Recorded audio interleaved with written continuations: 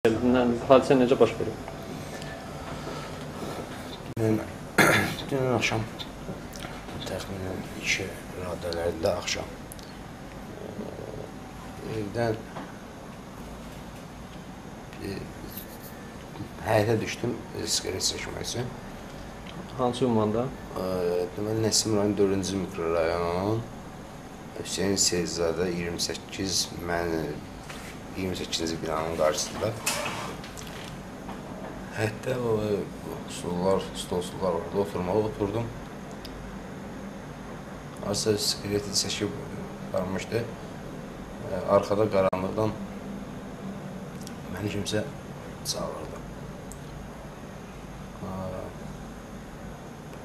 Çağırdı, mən də ayağa durub adamla söhbət, yəni şu an fikrimi dinləmək istədim, sözünü dinləmək istədim.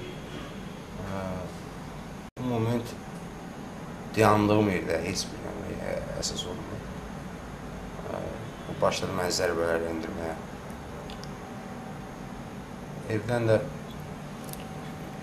Evdən çıxmamın gün müddəti çox olduğundan qardaşıma deyərlər ki, çıx bax görürəm haradadır. Bu hansısa bir alət var idi, yoxsa ancaq yumruq təpi ilə vururdu? Yox, heç bir aləti mən görmədim. Çünki məni o qaranlığa dəvət elədi. Düz bir binanın qarşısı. Belə boyu, buxunu, sifəti yadınızdadır? Onlar arası 1.75 boyu olar. Səfirimizdə idmançı, yəni bənzətdim o idmançı. Elə vuran kimi də, yəni o qonşu maşın gəlməsəydi, yəni hətta belə deyək də, öldürmə fikri ilə gəlmişdi. Tək idi?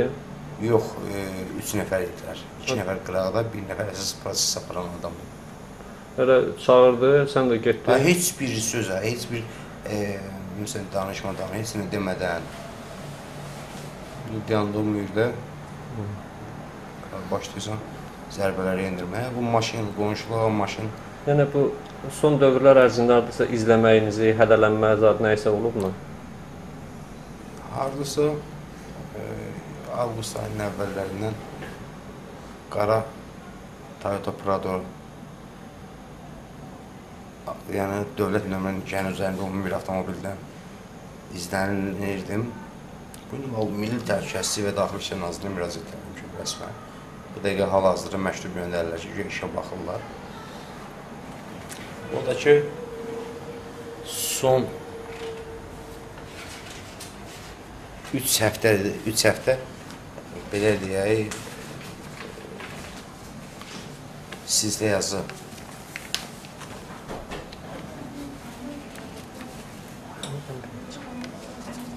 Siz sözünüz danışırdı.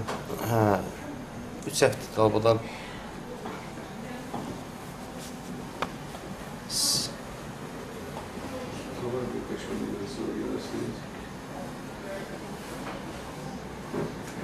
Daxili İşlər Naziri Ramil Üsulovla bağlı sizdə yazı gedirdi hər həftə.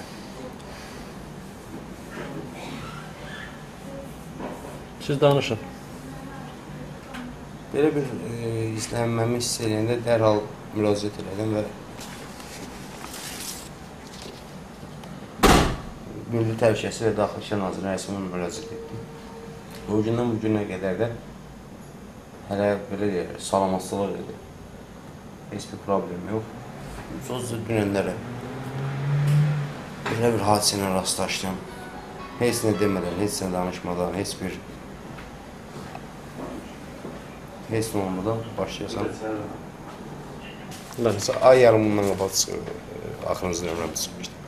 Bir də sizin mart ayında nəsə probleminiz olmuşdu, sizi gəlib iş otağınıza girmişdilər. O elə bir hadisə də olmuşdu ki, bəs o məsələnin axırı necə oldu?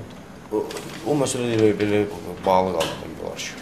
Bəs bu məhkəmə prosesi necə oldu? Biz də izləyirdik, həmən bu Villaj su anbarı ilə bağlı məhkəmə prosesləri var idi. Ağabey Hüseynoğlu Ağayev, Masallı Villaj Heydər Əliyev adına Bəli, su anbarının məsələsi ilə bağlı sizdə bizdən böyük məbləğdə təzminat və s. istəyirdi. O məsələnin axırı necə oldu? Yəni Nəsim rayon məhkəməsində proses gedirdi, biz izləyirdik bunu. Ayın 11-i Nəsim rayon məhkəməsində hakim Elmar Kərimovun sədrliyi proses keçirildi. Hansı ayın? Bu sentyabr ayı. Bu seyircinin var. Çevir.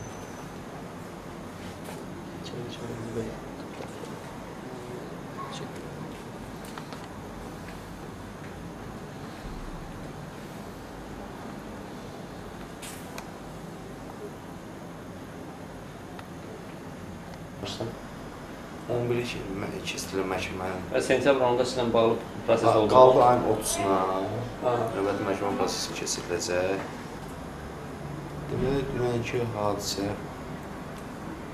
mən bunu təsadüfi hadisə deyə bilmərəm. Yəqin ki, onlar mənə dəfələrlə beləncə izləyiblər. Mən də hər gün yatmamışdan öncə bir çıxıram, çöldə otururam, siqaret çəkirəm, internet klubda otururam, sən xəbərlərinə maraqlanıram. Ondan sonra yatırım. Mən gündəlik olan bu adətdir ki, mən çıxım yatmamışdan öncə siqaret çəkiyim, biraz salamlayışım, sonra yatım. Yəni ki, izlənilib. Bilirlər ki, mən hər gün çıxıram bayrağa, hər gün eyni hadisələr təkrarlanır, mən siqaret çəkirəm, biraz... Elə həmin hadisə, yəni dünənki hadisə belə oldu. Təsadüf ola bilməz. Bunu təsadüf kimsə deyirsə, təsadüflə, bəlkə kimsə yolla keçən olub. Yox, yolla keçən məni də döyməlidir ki. Peşə fəaliyyəti ilə bağlıdır. Bu, konkret mənim peşə fəaliyyətimlə bağlıdır. Mən bunu belə hiss edirəm. Dəfələrlə ola bilsin ki, izlənilmişəm. Orada da görürlər ki, bu, bunda adət halını alıb. Hər gün yatmamışdan öncə çıxır çölə, nə bilim, siqaret çəkir, gəzir, dolanır. 2-də 3-ün yarısı gibi girirlər.